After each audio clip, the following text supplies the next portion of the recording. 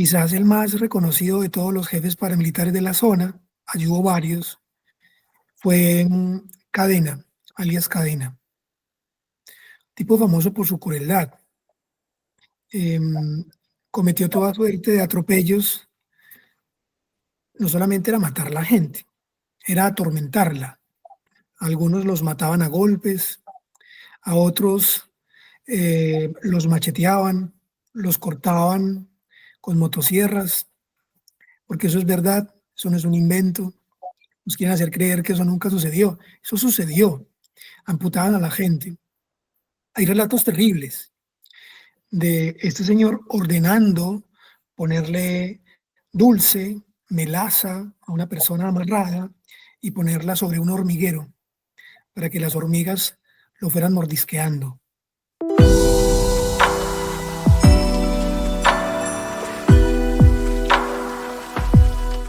Hola, bienvenidos a Somos Historias, nuestra sala de encuentro de la casa, de Casa Macondo. Y hoy estoy con Diana María Pachón, Juan Pablo Barrientos y José Alejandro Castaño. La semana pasada, estas son coincidencias que no crean que esto ya va a ser el ir y venir de Somos Historias, pero estas cosas pasan. La semana pasada tuvimos 3 columnas de opinión y esta semana tenemos 3 entrevistas.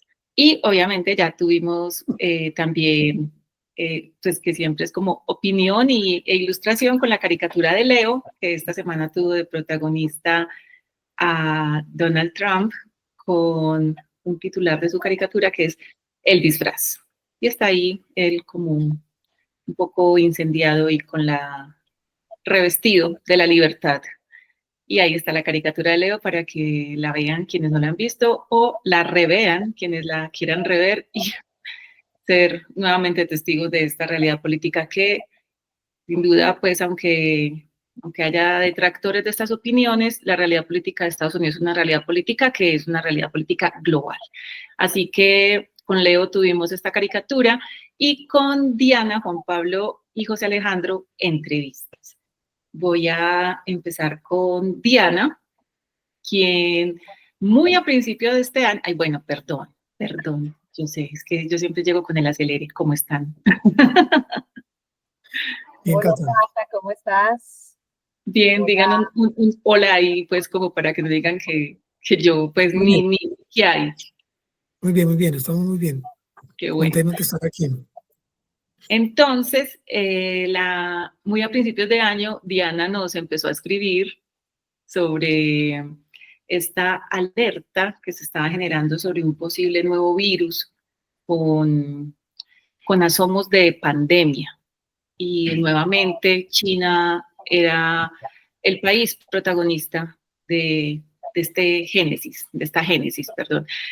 Y Diana encontró a un colombiano, un paisa, que vive en China, vive en Taiwán, y conversó con él, y él dio una entrevista para Diana y para Casa Macondo, para hablar inicialmente de esta alerta, de esto que empezaba a sonar y que creo que en el momento en que a nosotros volvemos a escuchar palabras como pandemia, virus, un virus tan masivo, empieza como a recorrernos en el cuerpo algo, esa sensación vivida en 2020.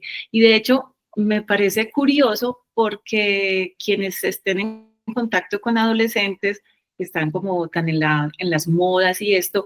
Justo escuché de unas adolescentes y niñas que están diciendo que está de moda el 2020, o sea, que está volviendo el 2020 a la moda, o sea, pero es en cuestión de estilos, de colores, de indumentaria, pero cuando dicen está de moda y está regresando el 2020, es algo como, no, porque no queremos que vuelva el 2020, o sea, pero entonces, claro, escuchamos estas palabras y empieza a caminarnos un temor, un miedo. El confinamiento es algo que definitivamente, a la par de la enfermedad que produzca el virus, el confinamiento es otro desencadenante de más enfermedades, de las enfermedades mentales y de otros padecimientos físicos que se dan por los encierros y por estas convivencias en encierro. Entonces, Diana quiso en principio hablar con Inder Ramírez, que es el colombiano que vive en Taiwán, Pero esta entrevista, como pasa en el periodismo, que a veces uno llega por una historia y se les aparecen muchas más, desencadenó otros temas para hablar incluso de qué hace este colombiano allá en Taiwán y incluso de política de esta relación Taiwán-China. Entonces, Diana, contanos esa, esa variedad de temas que trataste con Inde Ramírez, pero empecemos por ese del virus, de qué pasa ya cuando hay una alerta de virus y esas cosas que a ellos les empieza a dar la idea de que esto puede ser grande. Bueno, hola, ¿cómo están? Muchas gracias por acompañarnos en este espacio. Bueno, como bien decía Cata, o como bien dice Cata, estuve haciendo una entrevista con Inde Ramírez, él es antioqueño, lleva 8 años viviendo en Taiwán.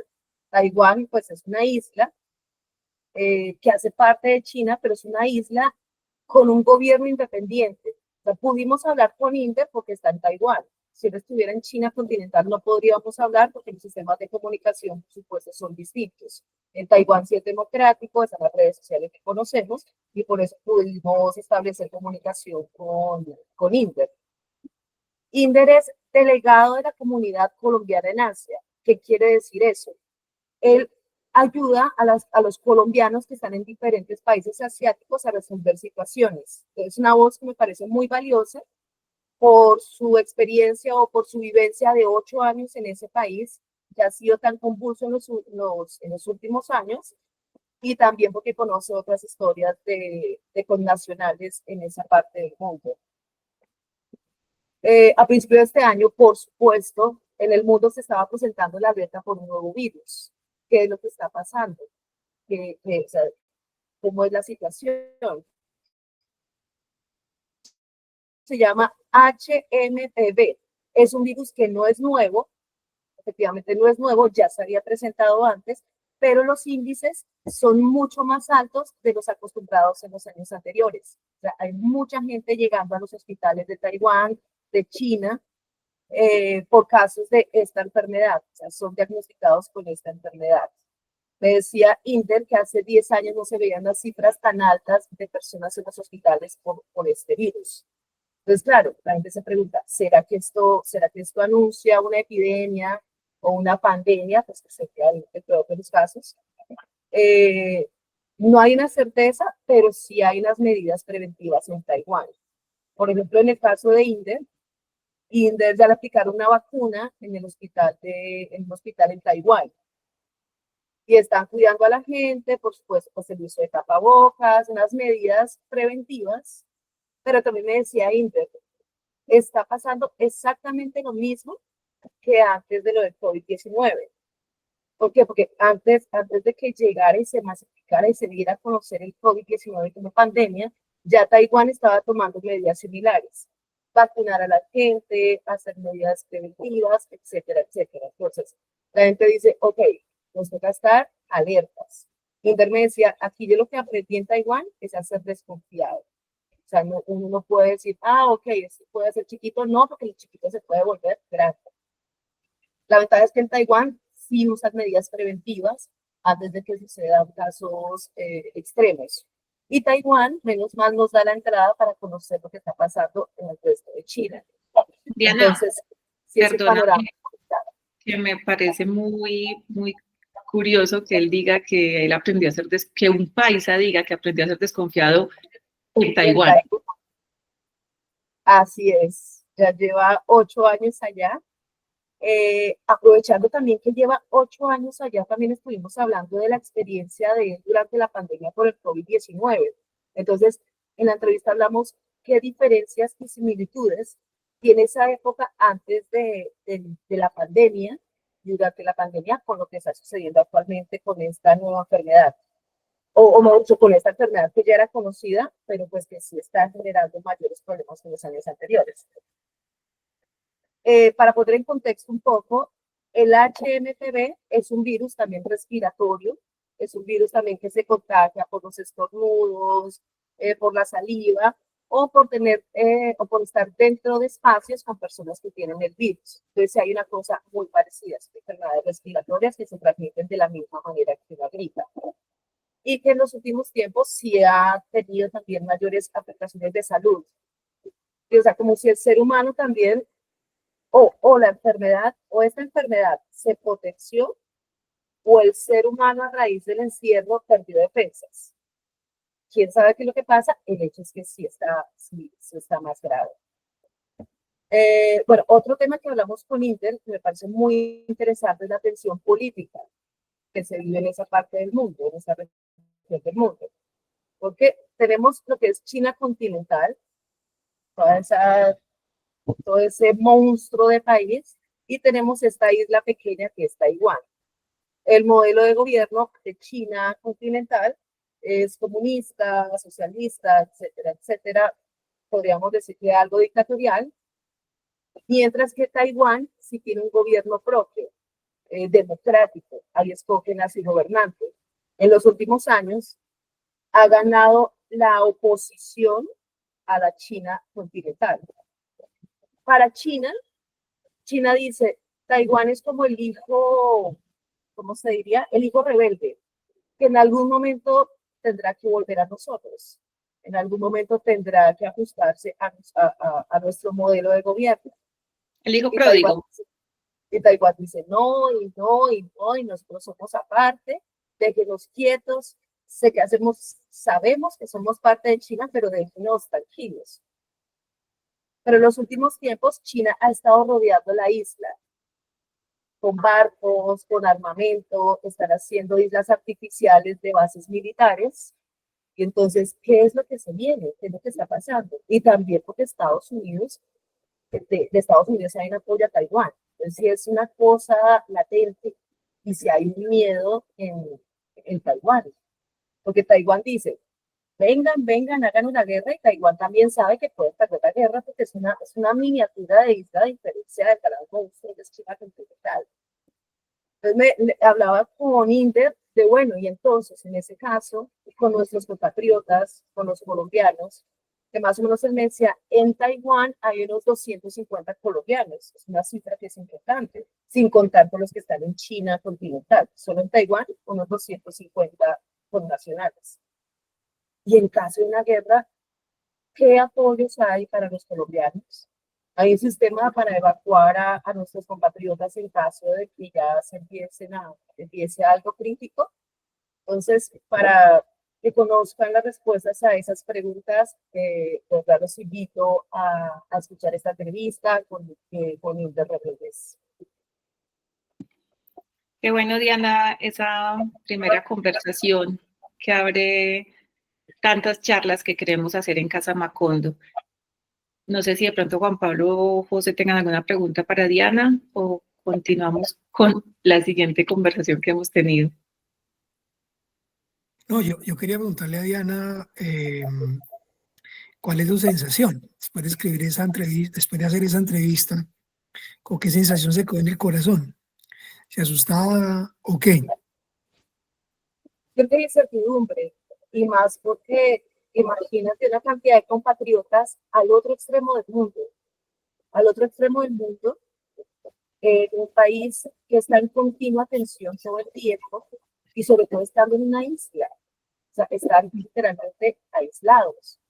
Y con eso, entonces, tenemos una situación, una enfermedad que efectivamente sí está dando, tenemos una situación de conflicto al otro lado del mundo, y uno piensa, y nuestros nacionales, ¿qué van a hacer en caso de que estalle cualquier cosa? O sea, es como que los sentí un poco a la deriva, porque sentí, bueno, tiene que haber un acompañamiento más seguro para nuestros connacionales, porque están, o sea, pasa cualquier cosa que están literalmente al otro lado.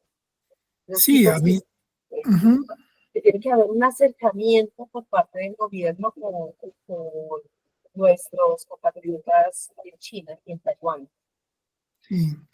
A uno la sensación que le queda, después de haber vivido lo que hemos vivido con la pandemia, es que esos brotes que en principio a uno le daban la tranquilidad de que ocurrían muy lejos, siempre ocurren cerca. Y que, como ya han anunciado otros estudios e investigadores, autoridades en salud, parecemos abocados ineludiblemente a otro escenario de pandemia, más tarde o más temprano. Y se acordarán ustedes cuando comenzaron los primeros anuncios justamente allá en China, de una pandemia que nosotros dijimos, bueno, eso es China. Entonces, a mí me parece que una de las lecciones aprendidas es que no podemos darle la espalda a estas cosas y es mejor estar como enterados y avisados. En principio, lo que han dicho las autoridades, supongo que también preguntaste eso, Diana, desde luego, es que eh, esta parece ser, de momento, una enfermedad controlada, cuya transmisión todavía no parece tan probable, pero bueno, a mí por lo menos sí me queda una sensación como de incertidumbre, un poco de susto, la verdad. Pues sí, o sea, la enfermedad sí existe, la enfermedad sí se contagia como la gripa, o sea, sí hay un contagio que es de fácil transmisión, o sea, eso sí es un hecho. Que es una enfermedad que no es nueva, también es un hecho, pero que también las cifras han sido muy superiores a los años anteriores, también lo es. Y lo que tú decías, recuerdo cuando empezó el COVID que China es China y China estaba al otro lado del mundo y ya.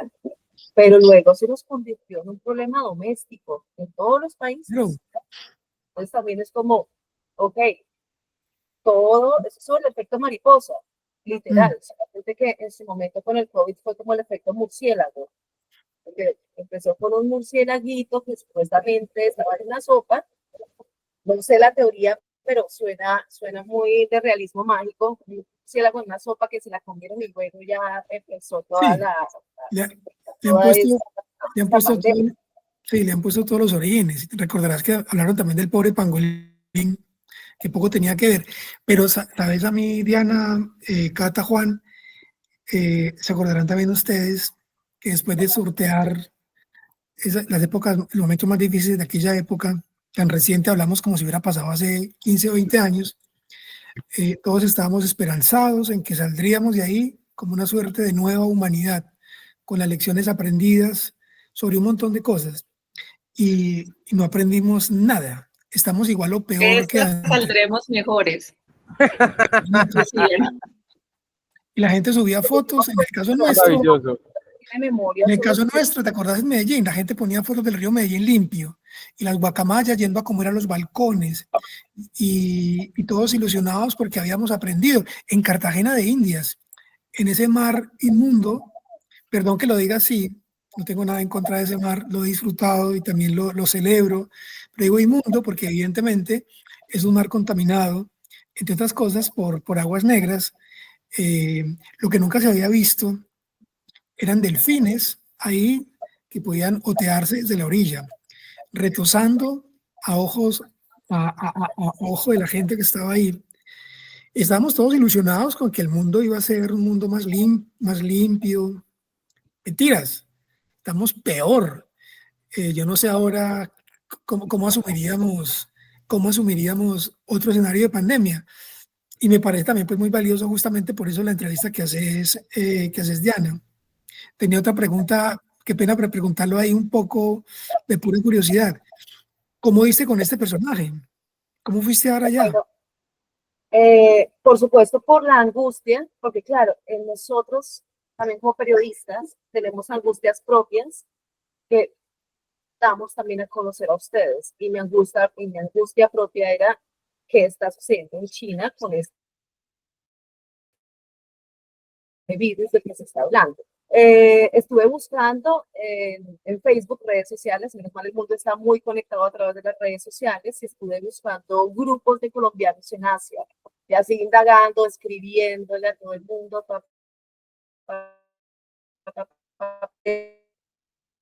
Y también me gustó mucho el perfil con lo que les decía. Aparte de ser un colombiano que lleva 8 años en este país, también es el representante de la comunidad colombiana en Asia. Entonces me pareció que era un perfil maravilloso para darnos un contexto sobre la situación en esa región del país, pero también sobre la situación de los colombianos que se encuentran ubicados allí.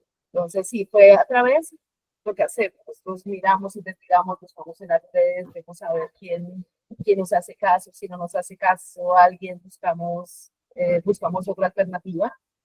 Y pues este personaje realmente siempre fue bastante amable con la entrevista, bastante sincero en sus respuestas. Por lo que les decía, es que una cosa es hablar con un colombiano en China continental por las reglas y por la situación de gobierno un poco represivo que hay en China continental, y otra cosa es hablar con un chino que se encuentra en Taiwán, perdón, con un colombiano que se encuentra en Taiwán, que es más libre para expresar sus opiniones.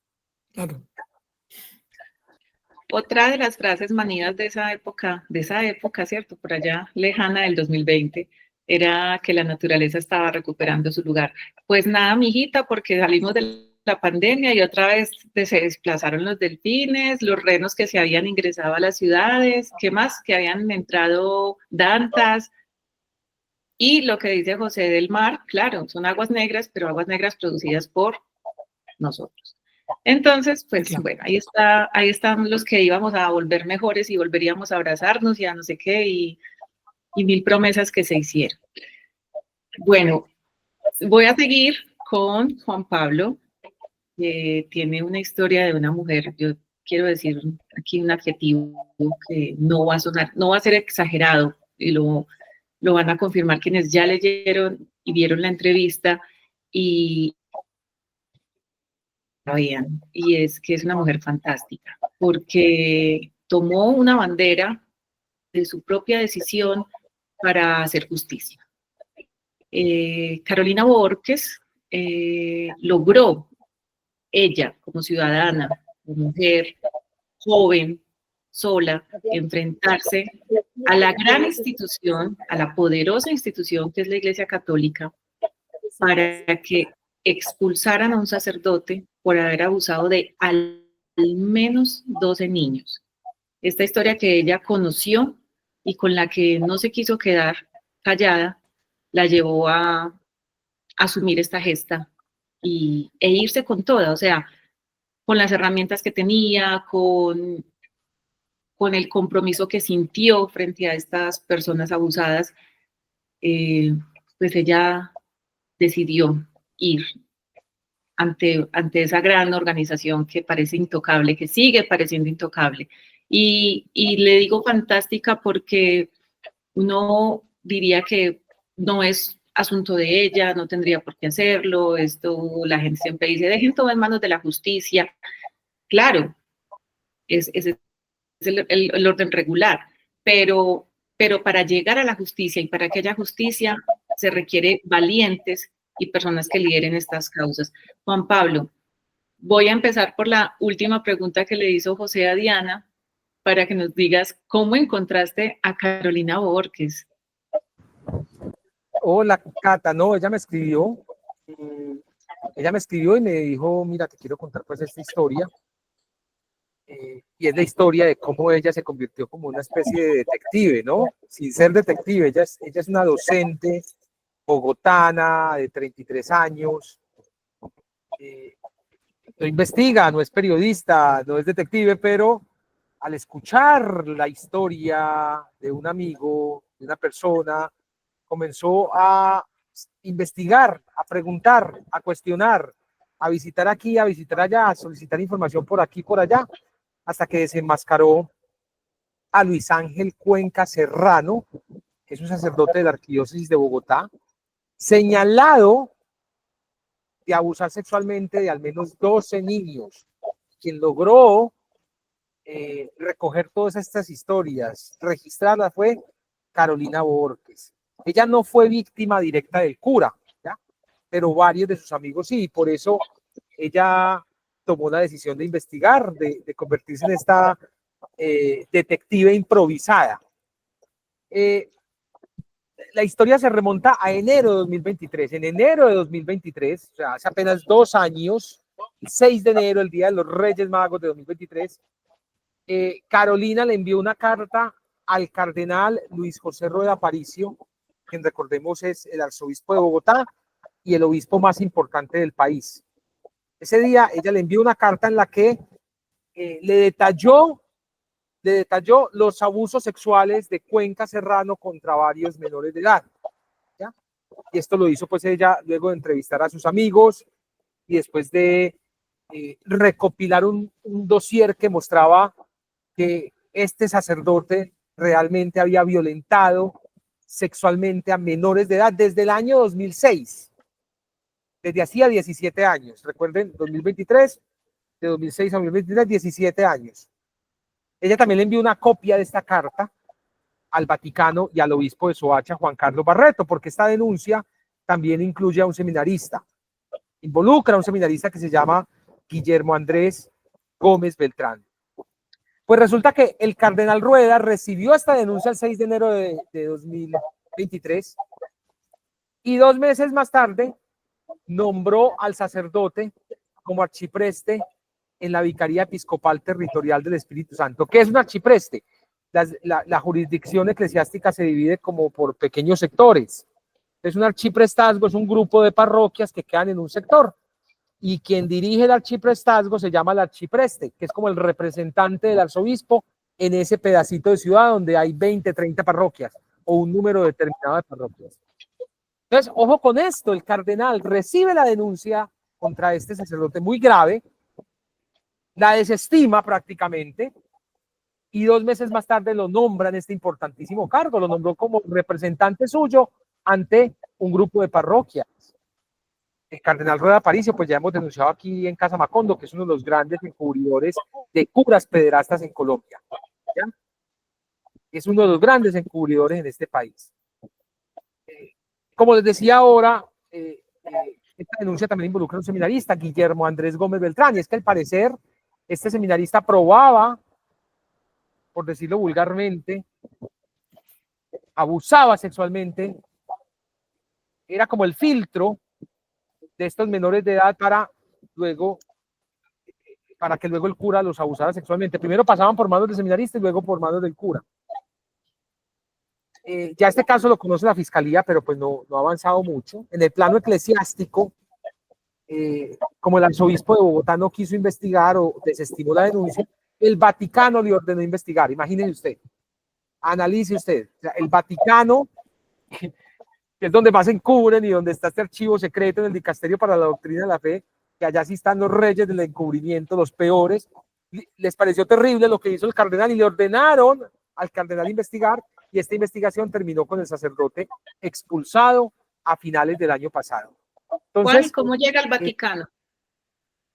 Ella le mandó una carta al Vaticano. La carta que ella le mandó al arzobispo de Bogotá se la mandó con copia al prefecto del Dicasterio para la Doctrina de la Fe, que es a donde llegan todas estas denuncias por pederastia contra sacerdotes de todo el mundo, de todo el mundo. Entonces aquí vemos de nuevo encubrimiento, protección a pederastas por parte del cardenal Luis José Rueda Aparicio. ¿Cómo es posible que nombre a este señor con semejante prontuario como su representante ante un grupo de parroquias después de haber recibido esta denuncia tan grave? Entonces, esta denuncia, Cata, o la historia de Carolina Borges me recuerda mucho a las 2 mujeres de Villavicencio, a Olga Cristancho y a María del Socorro Martínez, estas 2 mujeres que desenmascararon también el arzobispo de Villavicencio y denunciaron una red, la red más extensa de curas pederastas que jamás se haya denunciado en Colombia. Más de 38 curas que abusaron sexualmente del mismo menor de edad, de la misma persona, desde que era niño hasta su edad adulta. Fueron 2 mujeres, estas 2 mujeres, Olga Cristancho y María del Socorro Martínez, católicas de raca mandaca, como dicen las de Antioquia, o yo no sé dónde más, José Alejandro. Lo mismo Carolina Borges, aquí no estamos hablando de una enemiga, no, estamos hablando de una católica, una muchacha que iba al grupo juvenil, catequista, que iba a misa, que se confesaba, ¿ya? Y ella misma es quien investiga, y ella misma es quien hace que la iglesia expulse al pederasta luego de que el arzobispo pues la haya ignorado. Entonces, son los católicos como Carolina, como estas 2 mujeres de Villavicencio, como estoy seguro muchos más en todo el país, los que también están ayudando a esta depuración al interior de esta institución religiosa. La gente que dice que esta es una persecución, yo digo, hombre, antes deberían agradecer, porque lo que hace Carolina, lo que hicieron Olga y María del Socorro en Villavicencio, lo que hacemos Miguel y yo, pues es nada más y nada menos que buscar que los espacios religiosos sean espacios seguros para niños, niñas y adolescentes. Y por eso yo creo que la gente debe estar agradecida. Entonces, Esa es la historia de Carolina Borges, que los invito pues a leerla en nuestro portal de casamacondo.co, también pues la entrevista en YouTube. En el portal están todos los detalles, la carta que ella envió, todos los documentos que anexó, ahí está todo. Perdóname, Diana. Diana, antes de darte la palabra, quiero pues, contarles o recordarles a quienes nos ven que la historia de este joven que fue conducido a la prostitución en Villavicencio y de la historia de estas dos mujeres, de Olga y María del Socorro, está consignada en un libro de Juan Pablo Barrientos que se llama Este es el Cordero de Dios. Si quieren ir más a fondo sobre esta historia, que es una de las tantas pues, que ha dado la investigación de Juan Pablo sobre la pederastia. Y pues agregar que en el caso de Olga y María del Socorro, ellas eran mujeres con las herramientas pues por su oficio para hacer investigación, tenían ese olfato, y eso es lo que hace tan especial lo que hizo Carolina Borges con esta investigación, y al menos lograr que desde la Iglesia haya justicia, y pues ya esperar que por la Fiscalía tenga eco la denuncia. Diana. Juan, con respecto a estas mujeres que han hecho estas denuncias, porque no es solamente denunciar a un sacerdote, es poner, digamos, es dar a conocer un fenómeno que está sucediendo con la Iglesia, y por supuesto es meterse con un poder que es gigante como lo es la Iglesia Católica, sobre todo en este país. En el caso de estas mujeres, de María del Socorro, de Carolina, de la otra mujer que, disculpen, se me escapó el nombre, también han tenido problemas de amenaza, de Olga, han tenido amenazas, han tenido persecuciones. Sí, fíjate, Diana, que por ejemplo Carolina cuenta en la entrevista que cuando ella comenzó a denunciarla comenzaron a amenazar, e incluso hubo algo muy vergonzoso. Ella fue a la fiscalía a preguntar cómo iba la denuncia contra el cura y contra el seminarista, y la fiscal, mujer también, le dice: venga, ¿a usted la abusaron? No, a mí no me abusaron, responde ella. ¿A su hermana, a su hermano? No, ni a mi hermana ni a mi hermano. Ah, muy bien. Entonces, ¿usted por qué se mete? ¿Usted no tiene una vida? ¿Usted tiene un terapeuta? Entonces ella le dice: sí, yo tengo terapeuta. Pobre terapeuta, aguantársela a usted. Hágame el favor. Esa fiscal debería estar agradecida con Carolina por haber investigado y por haber llevado esta denuncia a la fiscalía. Pero la respuesta de esta fiscal, que estoy averiguando el nombre, la respuesta es: usted por qué está en zapa, usted por qué está metida. Si no fue con usted, ¿por qué se mete? Entonces ahí también tenemos unas falencias y unas fallas en nuestro sistema judicial. Adelante, querido José. Acordate que la ley ya felizmente penaliza que un adulto no puede abstraerse de la responsabilidad de intervenir ante la comisión, por ejemplo, de un delito en contra de un menor. Un adulto no puede decir: yo escuché el llanto, yo escuché los gritos, pero no era asunto mío. Eso ya está penalizado. Uno no puede excusarse de decir: yo no llamé a la policía porque eso pasó en otra casa y yo no me meto en problemas. Lo que esta fiscal hace es desconocer ese principio y retrata mucho de la sociedad en la que vivimos. Doble reconocimiento para esta mujer que entrevistaste, Juan. Valerosa y, menos mal, metida y dolida, ¿no? Es que siempre, de hecho, siempre se incentiva la denuncia de los ciudadanos frente al conocimiento de hechos delictivos. Y entonces está muy perdida la fiscal. Totalmente, y muchos curas, porque ella le preguntó, consultó con unos curas colombianos de ahí de Bogotá también: oye, mira, pasó esto con este cura, ¿qué hacemos? Perdónalo, es un hombre debajo de una sotana. Decían los curas colombianos. Ella se fue para España, y en España se fue para donde un cura en España y le contó, y este cura fue el que le ayudó a redactar la carta para que ella se la enviara al arzobispo de Bogotá, un cura de España, porque los curas colombianos lo que le dijeron fue: perdónalo, es un hombre debajo de una sotana.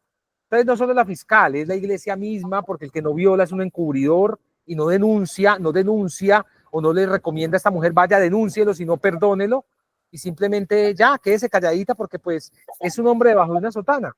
O sea, es todo el sistema el que está roto. La arquidiócesis, el propio cardenal, al no investigar de inmediato y esperar una orden del Vaticano, nombrar a este cura en un cargo tan importante. En fin, ahí les dejo la historia pues como para que la lean y para que, yo no creo que la gente se asombre todavía, pero al menos como para que se informe.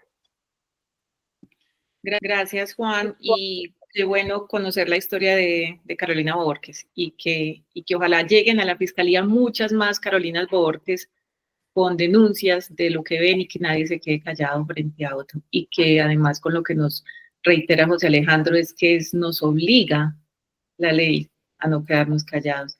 Y para ir cerrando con este trío, con esta triada de conversaciones, José Alejandro está haciendo un especial sobre sabios que se ha encontrado y de quienes hemos recibido grandes mensajes. Y en esta oportunidad, en Montes de María, él se encontró con Denis Manuel Mercado. Un hombre, otra de esas historias de valientes en este Somos Historias, y así como Carolina, que se enfrentó a una gran institución, este hombre se enfrentó a dos grandes estructuras ilegales, a paramilitares y guerrilleros, para frenar y hacer esa defensa de la paz, y también como ese retroceder en ese odio que nos carcome.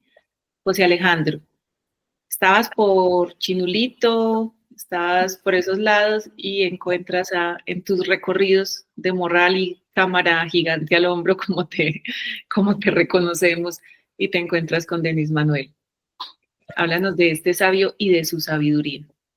Sí, Denis Mercado vive cerca de Chinulito, en las afueras, en el camino que sale del Chinulito y se mete hasta Carmen de Bolívar. Es una zona, o fue una zona muy golpeada por la violencia, muy pisoteada por las guerrillas malditas y por los guerrilleros malditos. Quizás el más reconocido de todos los jefes paramilitares de la zona, allí hubo varios, fue Cadena, alias Cadena. Tipo famoso por su crueldad. Cometió toda suerte de atropellos. No solamente era matar a la gente, era atormentarla. Algunos los mataban a golpes, a otros los macheteaban, los cortaban con motosierras, porque eso es verdad, eso no es un invento. Nos quieren hacer creer que eso nunca sucedió. Eso sucedió. Amputaban a la gente. Hay relatos terribles de este señor ordenando ponerle dulce, melaza a una persona amarrada y ponerla sobre un hormiguero para que las hormigas lo fueran mordisqueando. Hay relatos terribles de gente a la que machetearon, y así macheteados y vivos, lanzados a estanques donde había caimanes, para que los caimanes los terminaran de devorar. Bueno, este fue uno de los héroes paramilitares amado por un sector de la sociedad costeña y nacional, que ayudaron y respaldaron lo que esta gente hacía en nombre de la libertad y de la democracia. En medio de toda esa mortandad estaba este hombre en una pequeña finca, viendo cómo caían sus vecinos, cómo morían. Él hizo un gran esfuerzo por no irse. En lo peor de ese conflicto, él permaneció. Y cuando hablé con él, yo le preguntaba, ¿y por qué, Denis? Y entonces él, en un gesto me parece a mí de mucha valentía, un lugar donde perviven los bosques secos tropicales que todavía no ha talado la agroindustria, la minería y la ganadería extensiva. En esos pequeños montículos eran la retaguardia para los grupos armados. Bueno, allá se asentaron las FARC, en concreto el Frente 37, y estos paramilitares, uno de cuyos grupos se vino a llamar Héroes de los Montes de María. Llamar héroes a este grupo de criminales. Pero bueno, eran héroes para un sector de la comunidad y para un sector social muy importante de la costa caribe colombiana, que los amparó, los apoyó, los respaldó, los protegió, los cuidó, los aupó. Denis en algún momento arrancó, él me contaba que se puso su mochila, puso ahí un poco de agua en una botella plástica, puso trozos de panela, algún pedazo de yuca y arrancó monte adentro a buscar a Cadena.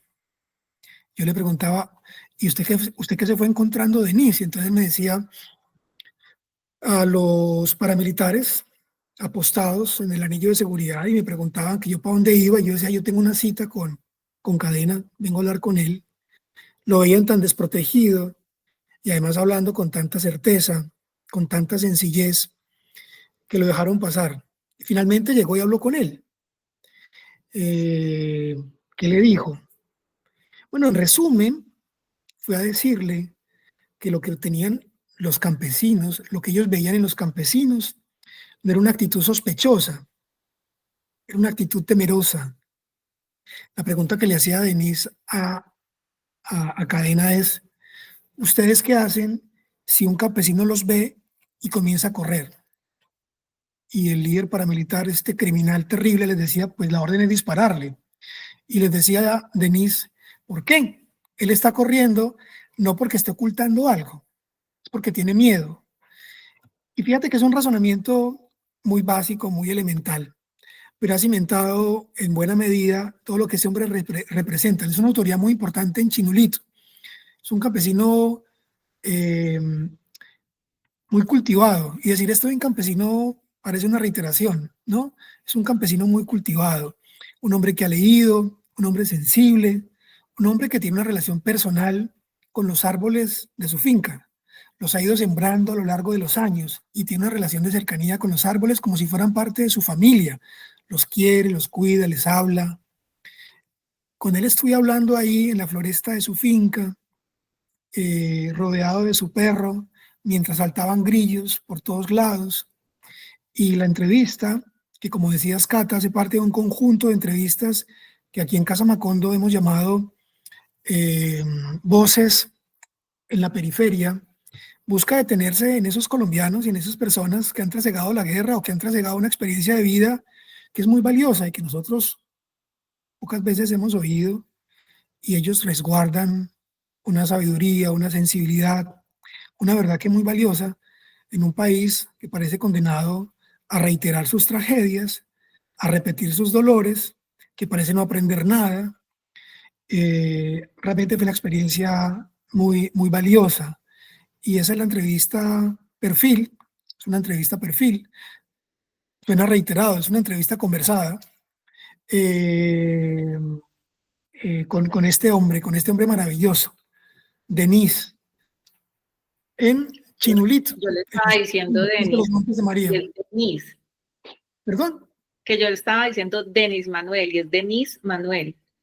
Denis Manuel Mercado Carbonero. Fíjate que el segundo Y nombre además tiene el nombre de un árbol en de su... un árbol, sí, es un hombre muy bien plantado, un hombre maravilloso, un hombre que hace reflexiones muy, muy simples. Yo le decía, oiga, Denis, ¿cómo hacemos para sepultar la guerra? Y él decía, hay que intentar que la gente tenga unos mínimos de justicia, de vida, porque también lo sabemos todos, pero no terminamos de creerlo. Denis lo tiene claro.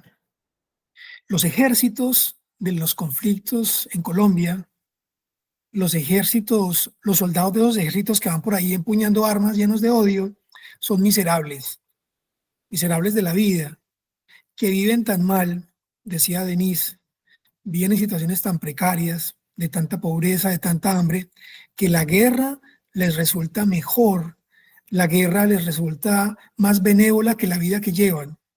Lo que plantea Denis, con una lógica terrible, irrefutable, es que a esa gente hay que mejorar las condiciones de vida. Entonces yo le decía, pero es que en Colombia la gente, hay sectores sociales muy importantes que creen que la gente es pobre porque quiere y porque es perezosa. Y él responde de manera muy simple, muy luminosa a esa respuesta, y eso está ahí en la entrevista perfil publicada este domingo en Casa Macondo. Sí, que el camino para la gente no sea la guerra, o como decía Gonzalo Arango en la elegía de Esquite, que Colombia haga dignos a sus hijos para que no sea ese, que no significa justificar la decisión, No, por supuesto. pero que haga a sus ciudadanos y a los colombianos, a las colombianas dignas de una vida digna, y Sí, que la guerra no sea esa, que unos pesos en la guerra no sean la ilusión de un joven o de un niño, o el secuestro de un niño para la guerra.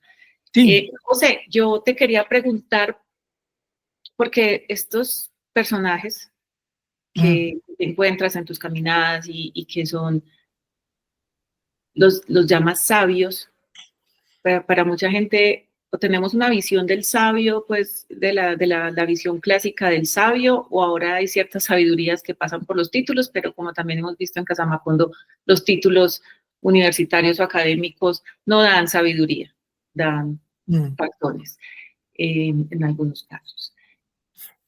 Esta sabiduría que encuentras por ejemplo, en Denis Manuel, la da, viene de lo muy profundo de la tierra, no Ujú. solamente de caminarla, sino de hundir sus manos en ella, de raerla con las manos, de verla germinar. ¿Por qué los reconocemos como sabios? O sea, darnos esa visión de entender esa sabiduría, que puede ser muy obvia para algunos, pero para a otros dirán, no, es un señor que habla o es un ciudadano más que sí, que cultiva la tierra, pero ¿por qué? Sí. Yo yo creo que además de una comprensión de la vida y del mundo y de las cosas del mundo, hay, hay una experiencia ganada en medio de circunstancias muy adversas, muy difíciles. Irse, irse era lo fácil, permanecer era lo difícil. Y permanecer convencido de que él era él con esa tierra. Él sentía que irse era abandonar a los suyos, y los suyos eran, además de las casas de los vecinos ya abandonadas, eran también los árboles y las plantas y los animales. Él tenía un vínculo con todo eso, y eso merecía que él permaneciera. Hay que ser muy sabio para entender así la vida. Después, él ha hecho cosas maravillosas. Él de su pecunio, de su dinero, es un campesino apenas, se las ha ingeniado para que lo que a veces produce la tierra, apoyar económicamente a muchachos de Chinulito para que vayan a la universidad y estudien. Hay un par de casos que yo conocí de jóvenes en Chinulito que pudieron ir a la universidad gracias a que Denise en algún momento les dio la mano con algo. No les pagó la totalidad del semestre o de los semestres, pero recogí 2 testimonios de jóvenes que dijeron, en lo peor, cuando yo estaba a punto de regresarme, Denise me dijo, no se venga, persista, yo le puedo compartir esto. Hoy están construyendo un colegio nuevo en Chinulito, y uno de los que está sentado discutiendo qué van a enseñar ahí es Denise. Y tiene un proyecto para hacer unas huertas y para que, fíjate la idea, el estudiante que entra primero a bachillerato comience con una pequeña parcela, creo recordar, de no más de 1 metro por 1 metro. Y dice Denise que ese niño tiene esos 6 años del bachillerato para convertir ese pequeño lugar en algo que sea importante, que sea digno de su orgullo y el ejemplo de los demás. Él está sentado escribiendo y pensando qué pueden sembrarse aquí, qué puede sembrarse allá. Es un hombre que conoce muy bien qué tiene la tierra, de qué está compuesta la tierra. Te habla con mucha solvencia de animales, de insectos, de lluvias, de vientos, de semillas. Es una maravilla. Todo eso en su conjunto denota una gran sabiduría, una enorme sensibilidad. Yo creo que es eso, es la capacidad para trascender eso que parece pequeño, eso que parece mínimo, eso que parece irrelevante, y vincularlo en un conjunto y una reflexión que al final lo que le da a uno es una mayor comprensión de eso, del mundo, de la vida. Eh, Eso me parece que es hace a este personaje y a personajes como él, gente digna de ser escuchada y admirada. Ahí tenemos una reserva moral. Si algo nos queda, si alguna nos queda en Colombia, pasa también por estas personas. Entonces tenemos ahí las tres entrevistas de esta semana y estos tres personajes que nos trajeron Diana María Pachón, Juan Pablo Barrientos y José Alejandro Castaño, en su orden: Inder Ramírez, Carolina Borges y Denis Manuel Mercado Carbonero, que amo profundamente ese apellido, porque además del carbonero es otro árbol también amenazado. Que maravilloso. Es un árbol que tiene como particularidad, es un gran filtro de humo contaminado. Medellín está muy sembrado de carboneros, sobre todo en la periferia del río Medellín, o lo estuvo en un tiempo. Tiene una gran capacidad, tiene unos grandes pulmones ese árbol para filtrar aire contaminado, el carbonero. Un y árbol vos que milagroso. tenías el Parque Bolívar como trayecto por mucho tiempo, ¿sí? ¿Recuerdas que hay un carbonero que se intentó que no muriera y se iba recostando y que formó como un puente en uno de los pasillos del parque? Sí. Y creo que finalmente ese carbonero no sobrevivió, ¿No? Creo. Sí, no. De mucho no pasó para hoy. Pero bueno, entonces están estas tres entrevistas, ahí las dejamos, que las disfruten este domingo o durante toda la semana, y volveremos en otros Somos Historias con muchas más historias que iremos recorriendo y recogiendo por el país. A nuestra audiencia, muchas gracias por acompañarnos, por estar hasta aquí con nosotros, por apoyarnos, por compartir nuestras publicaciones, todo el contenido que les guste, por favor, envíenselo a alguien más querrá verlo, leerlo, y está nuestra Baki, ahí está el enlace por si quieren también aportar a Casa Macondo. Diana, Juan Pablo y José Alejandro, muchísimas gracias por estar con nuestra audiencia hoy contándoles sus historias, y nos vemos en un próximo programa. Muchas gracias. Chao. Muchas gracias. Gracias, chao. Gracias a todos que nos ven.